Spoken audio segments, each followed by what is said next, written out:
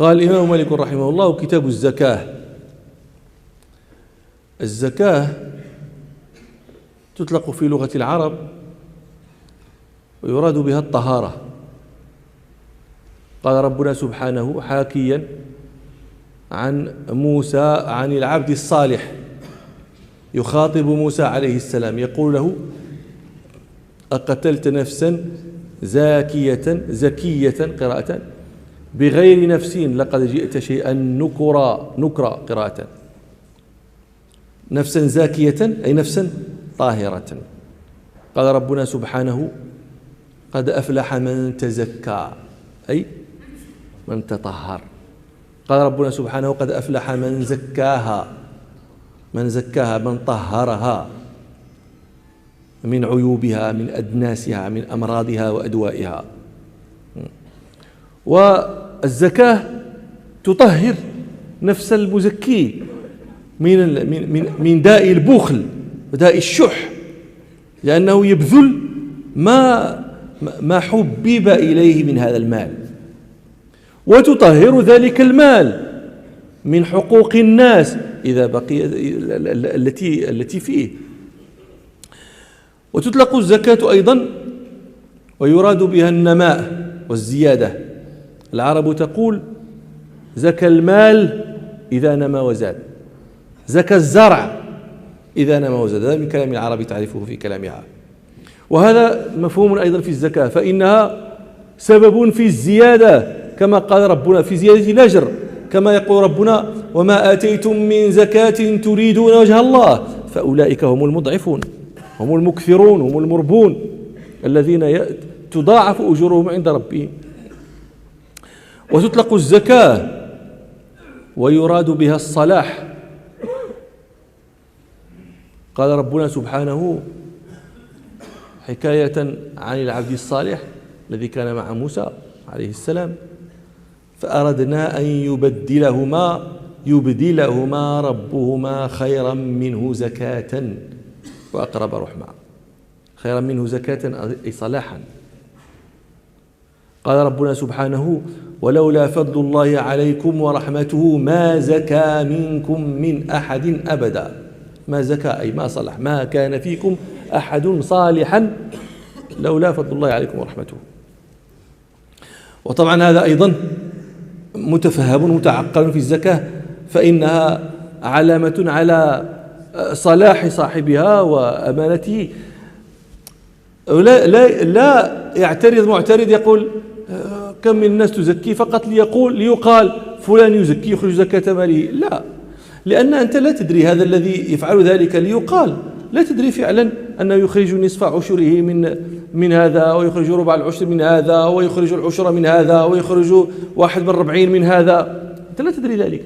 الأموال الظاهرة هي عنده 100 رأس من الغنم أخرج ولكن الأموال الباطنة تدري أنت كم عنده من المال في بنكه وفي صندوقه وفي هذا، تراه أخرج، لكن هذا الذي أخرج هو حق الله. فالذي يخرج حق الله فعلا هذا علامة على صلاحه، لأنه لا يبذله إلا وقد صلح. وتطلق الزكاة أيضا ويراد بها التوحيد، كلمة التوحيد، كلمة الإخلاص، كلمة لا إله إلا الله. ذكر بعض أهل التفسير في قول ربنا سبحانه: وويل للمشركين الذين لا يؤتون الزكاة، أي لا يقولون لا إله إلا الله. قاله البخاري وذكره الطبري عن جماعة. وهذا أيضا مفهوم، لأن قلنا إخراج الزكاة علامة على إخلاص صاحبها، على إخلاص مخرجها. والزكاة سماها ربنا صدقة: خذ من أموالهم صدقة تطهرهم وتزكيهم بها وصل عليهم. قال ربنا سبحانه: إنما الصدقات للفقراء والمساكين والعاملين عليها والمؤلفة قلوبهم وفي الرقاب والغارمين وفي سبيل الله وابن السبيل. والصدقة سميت صدقة في قول طائفة من العلماء لأنها دليل على صدق مؤتيها ومخرجها. والزكاة تدل على صدق صدق إيمانه وصدق صلاحه وصدق تدينه وصدق تعبده، أن هذا ليس شيئا سهلا، أنك اتسعت تجارتك أو كثر مالك بكدك وسعيك وبذلك وخبطك في الأرض واستيقاظك والناس نائمون وكدك والناس مرتاحون، حتى إذا اجتمع فيه ما وجبت فيه زكاة سخت نفسك وطاعت وبذلت ذلك لمن ترى أنت لم يبذل فيه قليلا ولا كثيرا، ومع ذلك تسخو به نفسك طيعة من غير اعتراض. هذا ترونه ليس شيئا سهلا، وقد حدثنا بأحاديث عن الناس ما أظن أني أفضلكم في هذا. فإذا طاع بها وأخرجها طيعة بالغة ما بلغت، أليس هذا علامة على صدقه؟ وسماها ربنا حقا، وآتوا حقه يوم حصاده حقه، لئلا يظن ظان ممن وفق إلى إخراج الزكاة أنه متبرع، إنما تؤتي ذا حق حقه، أنت لست متبرعا، أنت أديت فرضا. أرأيت لو أنك صليت الظهر وانصرفت أتحب مدحة الناس؟ يعني أتنتظر مدح الناس لك أنك صليت الظهر؟ فكذلك إن أديت زكاة مالك لا ينبغي أن تنتظر مدح ذلك الذي أعطيته.